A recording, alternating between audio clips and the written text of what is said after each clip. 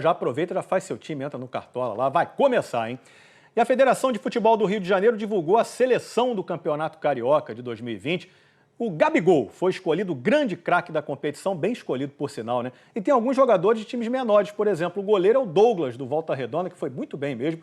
Aí na defesa tem o Rafinha e o Rodrigo Caio do Flamengo, sempre destaques. Marcelo Benevenuto, cada vez com mais moral no Botafogo. E na lateral esquerda deu empate. Aí ficou entre o Felipe Luiz do Flamengo e o Jean Vitor do Boa Vista, por isso a seleção tem 12 jogadores, é covardia, né? 12 contra 11 não dá.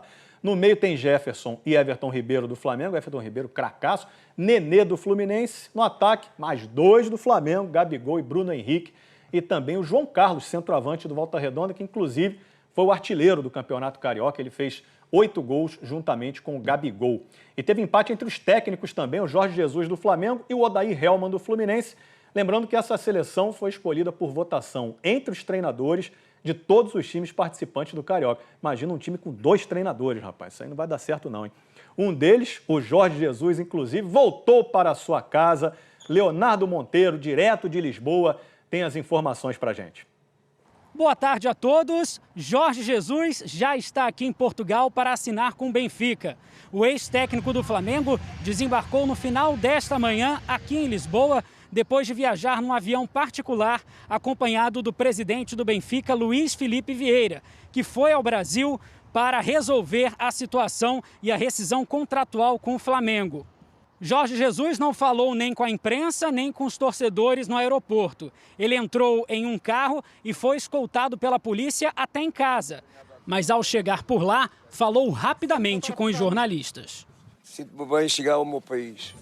Na despedida organizada ontem pelo Flamengo, Jesus fez um discurso elogiando a estrutura rubro-negra e se emocionou no agradecimento a toda a equipe. E aqui está uma demonstração do que é este clube e o que é que vai ser este clube no futuro. Ninguém mais vai parar o Flamengo, porque o Flamengo vai ser imparável. A todos vocês, muito obrigado. A apresentação de Jorge Jesus ainda não tem data confirmada, mas deverá ser esta semana. A expectativa é de que seja na sexta-feira, quando o técnico português completa 66 anos.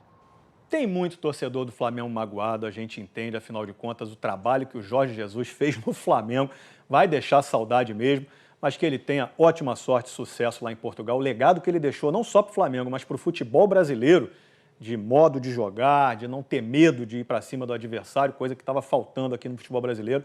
Esse legado tomara que a gente aproveite. Não só o Flamengo, o futebol brasileiro aproveite daqui para frente.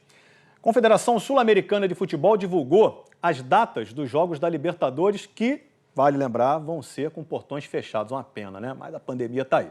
O Flamengo, que, vamos lembrar, ganhou os 2 jogos antes da interrupção por causa da pandemia, ainda tem 4 jogos para fazer nessa fase de grupos, né? Dia 17 de setembro, vai jogar fora de casa contra o Independiente del Valle, do Equador. Depois pega o Barcelona de Guayaquil, também do Equador e também fora de casa. Aí depois tem 2 jogos no Maracanã, contra o Independiente del Valle de novo e também contra o Júnior Barranquilla da Colômbia. O Flamengo deve passar bem dessa primeira fase aí, a fase de grupos, né?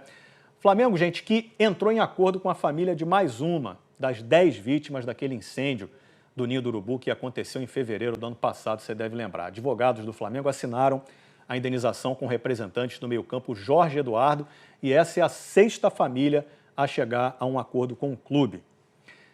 Olha só, as Olimpíadas de Tóquio iriam começar agora, na próxima